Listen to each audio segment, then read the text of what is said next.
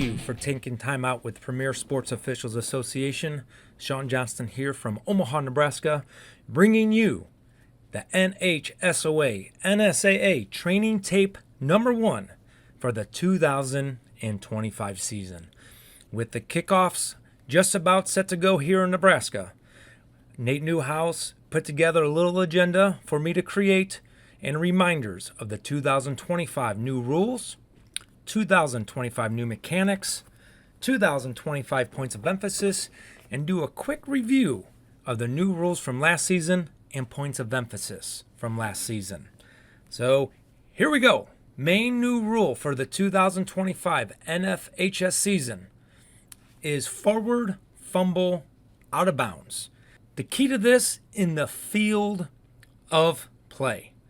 All right, so when there is a forward fumble out of bounds in the field of play, it is returned to the spot of the fumble.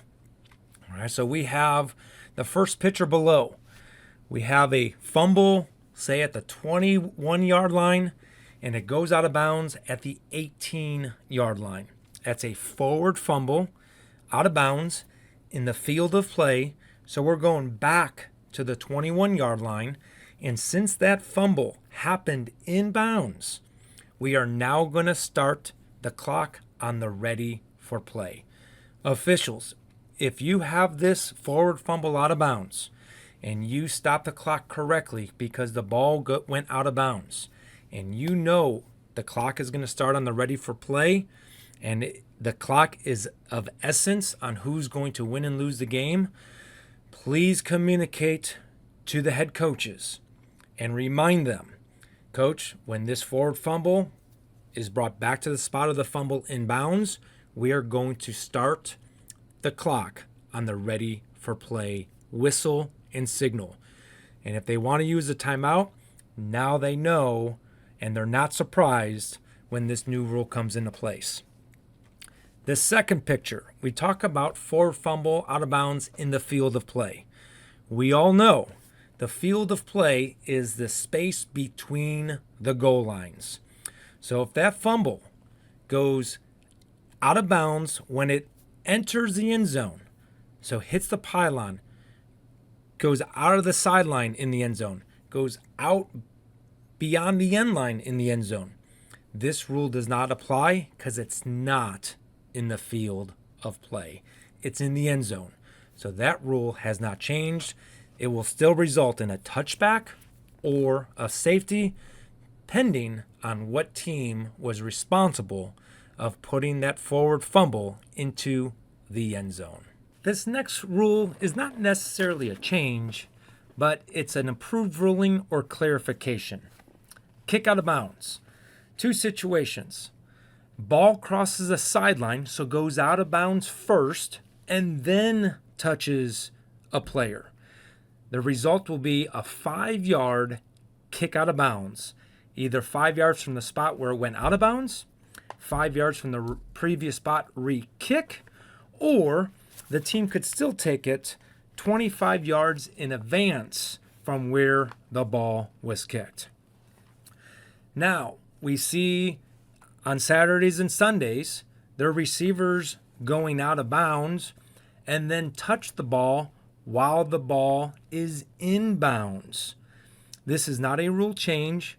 This is still illegal participation. So it's a 15-yard penalty and or half the distance to the goal from where the player intentionally went out of bounds while the ball is in the field of play and touches the inbounds ball. We can't penalize the kicking team. They did their job. They kept the ball in bounds.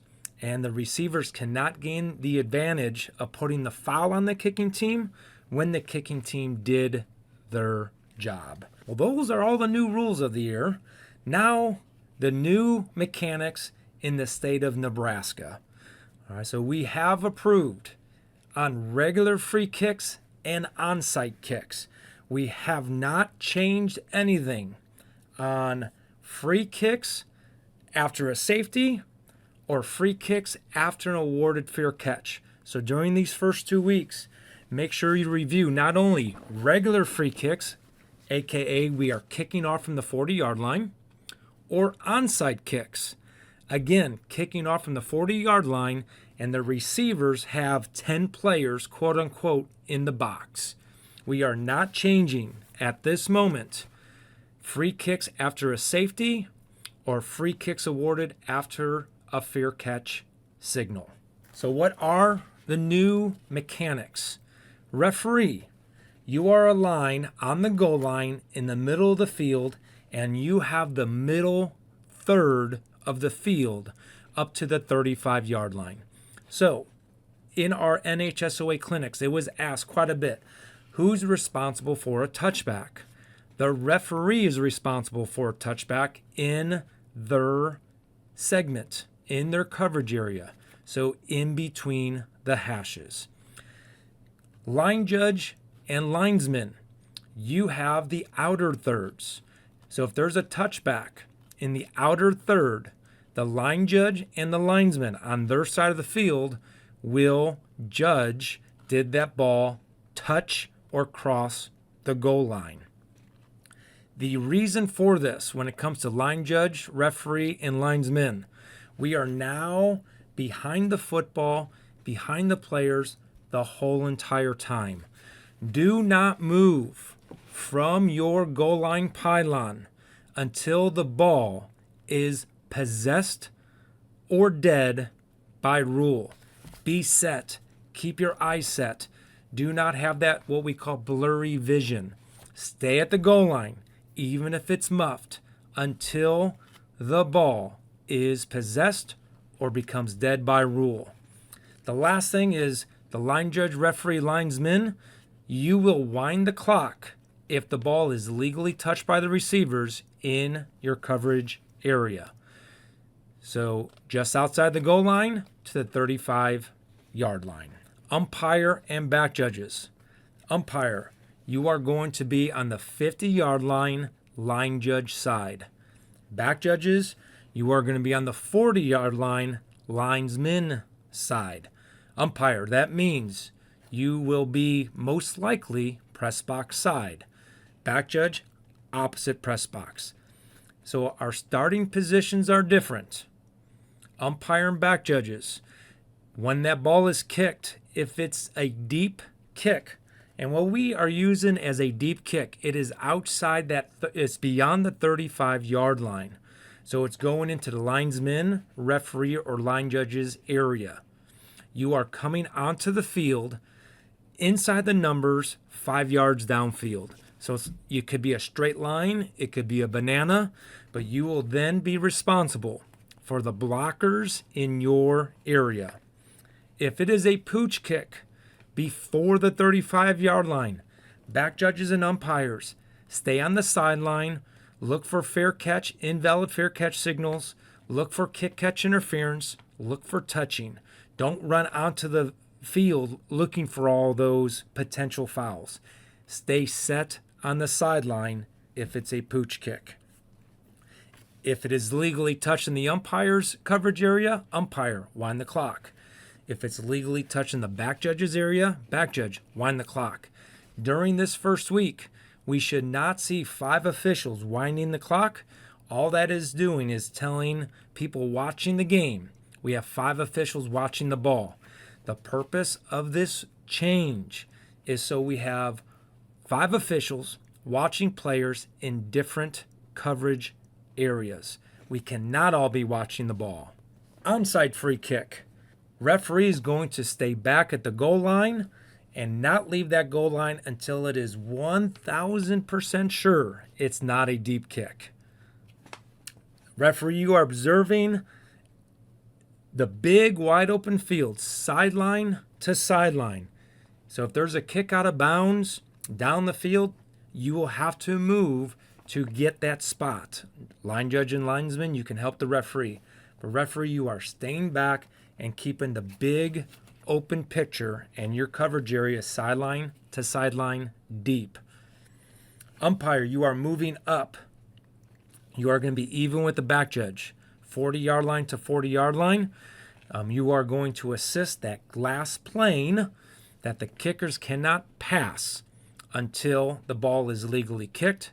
You are going to assist in the illegal pop-up kick. Line judge, linesman, you are on the restraining line for the receivers. You will most likely be responsible for winding the clock when the receivers legally touch the ball. You will be responsible for first touching by the kicking team if it did not go 10 yards. You will be responsible for early blocking by the kicking team if the ball did not go 10 yards and the receivers did not initiate a block. So this is a great new mechanic.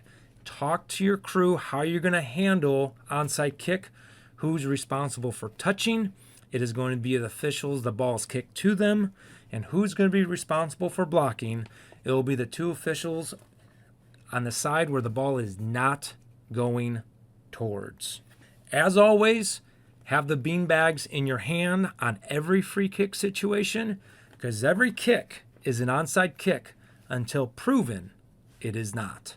2025 points of emphasis: illegal, improperly worn player equipment. We're going to hammer this as an NSAA staff of high school football officials throughout the entire state. Week 1, week 2.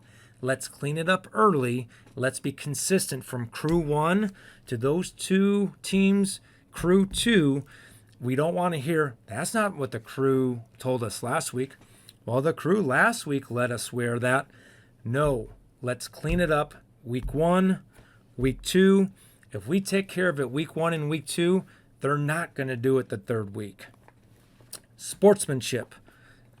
And then defenseless player targeting. So our point of emphasis, player equipment. This first picture, we have tinted visor, illegal, no medical, no doctor's note. It does not matter. No tinted visor. Second, these sweatbands. A player can wear wristbands. Those sweatbands / wristbands have to be at the wrist. They cannot be forearm. They cannot be bicep. They cannot be upper arm. They cannot be up and down the legs. High school players do not have NIL deals. They cannot wear sweatbands other than near their wrist.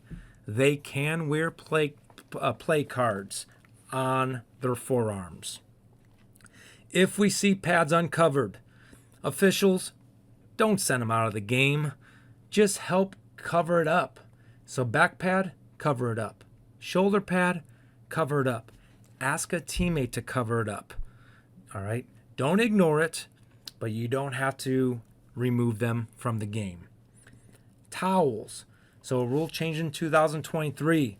Towels do not have to be the same color for all teammates. They do not have to be solid white, but they still have to be legal. One solid color, one manufacturer logo, and or mascot or school logo.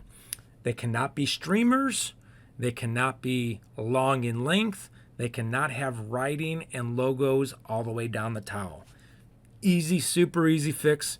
Ask the players to take it off. Coaches, the referee crew will ask you every single game, are all your players legally equipped? And the answer should be yes.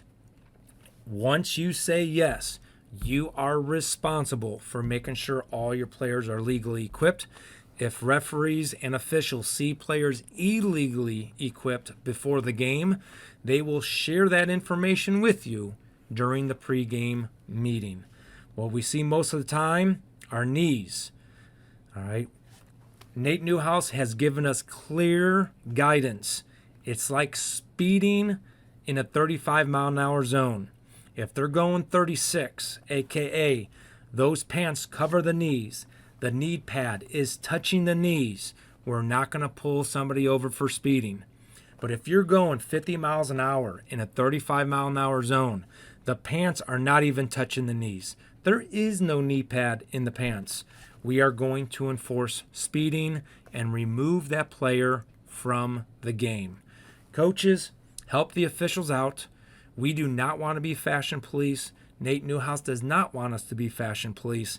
Help us get the players legal before the game starts. Sportsmanship, baiting, taunting, profanity, gestures, excessive celebration, prolonged and or orchestrated movements. Since this is a point of emphasis, officials have been directed by the NSAA and the NFHS to, when in doubt, it is a foul. All right, so we have a gesture of pulling out a gun out of the uniform. That is an unsportsmanlike conduct foul. We have prolonged, orchestrated celebration, bringing attention to one individual player. That is an unsportsmanlike conduct foul. We have a player intentionally removing their helmet, bringing attention to himself, and throwing the football high into the air. That is an unsportsmanlike conduct foul. We have taunting by an opponent towards their opponent. That is an unsportsmanlike conduct foul. We have a defensive player taunting, standing over, flexing, looking, lunging towards the opponent while on the ground. That is an unsportsmanlike conduct foul. Coaches, what you want to explain and practice with your teams. Celebrate with your teammates. Turn away from the opponent. Give each other a high five. Tap each other on the helmets towards your own team. When it comes to celebration and prolonged attention, do it in your team area. Score the touchdown. Go to your team area completely out of the field of play and celebrate. Football is a very emotional game. It's a fun game. We have to do it in the right manner, and we can't do it to embarrass the opponent and to create a fighting situation. Celebrate away from the opponent. Celebrate in your team area. When in doubt, officials, it is an unsportsmanlike conduct foul. Defenseless players, a lot of categories of defenseless players. A passer, a receiver attempting to catch a pass, an intended receiver immediately following an interception or potential interception, a runner in the grasp of a tackler whose forward progress has stopped and is going backwards, a kick returner, a punt returner, looking to catch or right after catching a kick, a player on the ground who has obviously given himself up by feet first slide, a player obviously out of the play has given up on the play and is not within the immediate vicinity of the ball, any player who receives a blindside block are all defenseless players because they are focused and their concentration is either on the ball or on the next play. Okay? When in doubt, they're defenseless. When in doubt, the contact is not legal. We must protect defenseless players.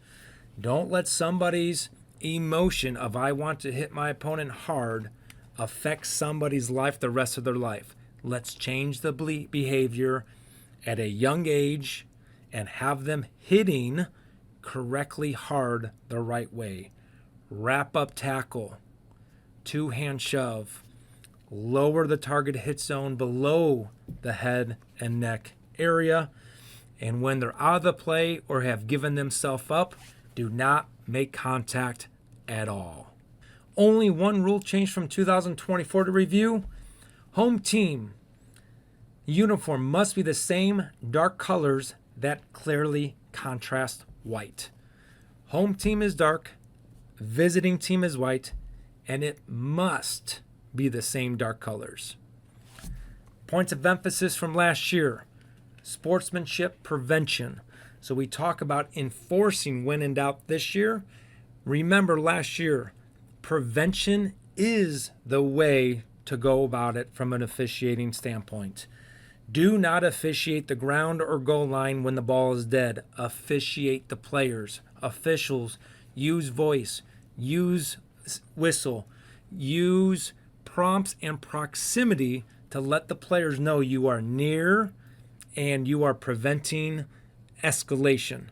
When we see a cop a half mile down the road, we're going to slow down. Be seen, be noticed with signal, voice, whistle, and proximity. Player equipment, one mouth protector.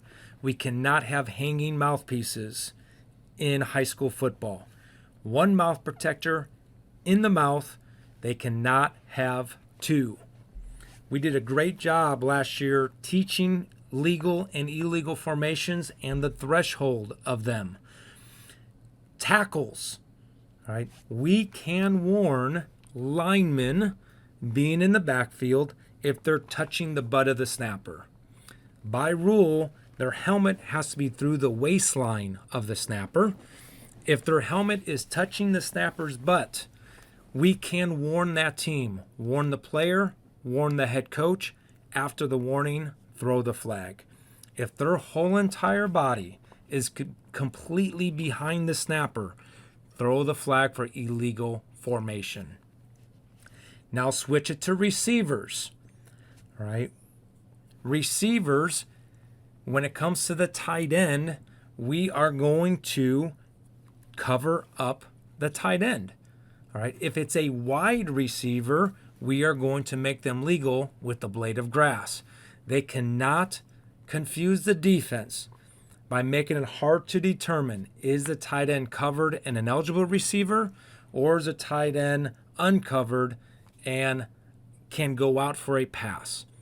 A wide receiver trips, or two wide receivers on the side of the field, if one of them off puts four in the backfield, make them legal with the blade of grass. The closer to the football, the tighter the threshold. Player towels from 2023, we stated this earlier in the training tape, does not have to be black, does not have to be white. It could be any color, and it does not have to be the same color player to player. It cannot be brown, it cannot be yellow, and only one manufacturer logo, 18 to 36 inches. I included the points of emphasis from 2023 because in our on-field training sessions locally here at PSOA, we've had coaches ask these questions. And they were good questions because they knew they were a point of emphasis in years past, but they don't remember if they were enforced last year. So helping the runner, 2023, the Philly tush push. A player can assist the pile. They cannot put both hands on the ball carrier like it shows in this picture and push the ball carrier.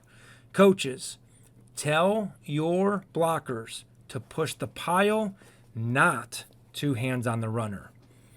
And then communication between coaches and officials, it's a two-way street. Officials, understand the emotion and stress head coaches are under. Listen to them. Understand why they're frustrated. Understand why they're having a communication with you. After they are done, give a quick, short explanation. Connect it to a rule. Don't yell back to a coach. Talk to a coach. And you could even say, Coach, if you're willing to talk to me, I'm willing to talk back.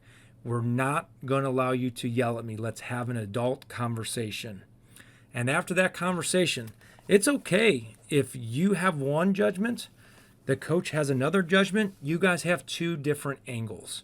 It's okay to say, Coach, from your angle, that's what you saw. From my angle, from our crew's angle, from the angle of my crewmate, and they gave me the information, that's what they saw.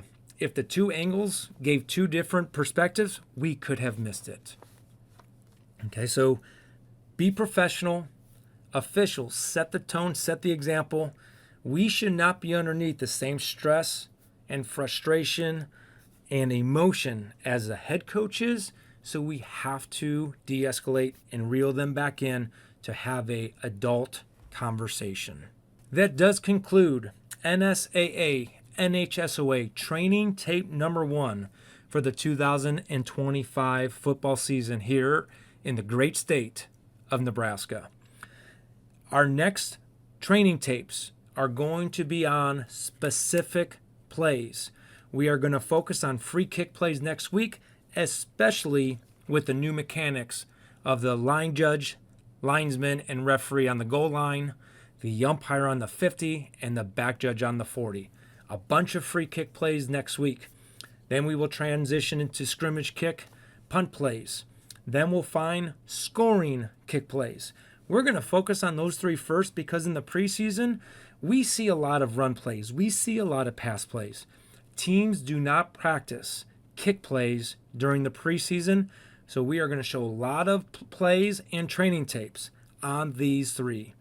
Then as the season develops, we are going to review the plays from the season turned into Nate Newhouse at the NSAA office and found by our PSOA coaching staff that we feel everybody can learn from. Thanks for taking time out with PSOA and officials. Remember, you're only as good as your last call.